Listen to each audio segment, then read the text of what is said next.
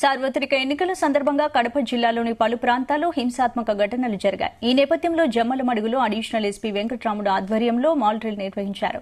June 4వ తేదీన ఓట్ల లెక్కింపు సందర్భంగా కట్టుదిట్టమైన భద్రతా చర్యలను చేపడుతున్నారు. ఫలితాల వెల్లడి సందర్భంగా ఎలాంటి అల్లర్లు జరగకుండా ప్రజలకు అవగాహన కల్పించడంలో పోలీస్ శాఖ నిమగ్నమైంది.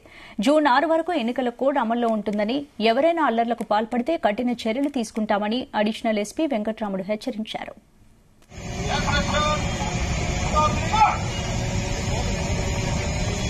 ఎలక్షన్లు అయితే మనకి ప్రశాంతంగా జరిగాయి. ఎలక్షన్ తర్వాత చిన్న అలజడి అనేటువంటి చోటు చేసుకునే జమ్మలమడుగులో దాన్ని పోలీసు వారు కూడా అత్యంత ప్రతిష్టాత్మకంగా తీసుకుని ఎటువంటి గొడవలు జరగకుండా చర్యలు చేపట్టారు.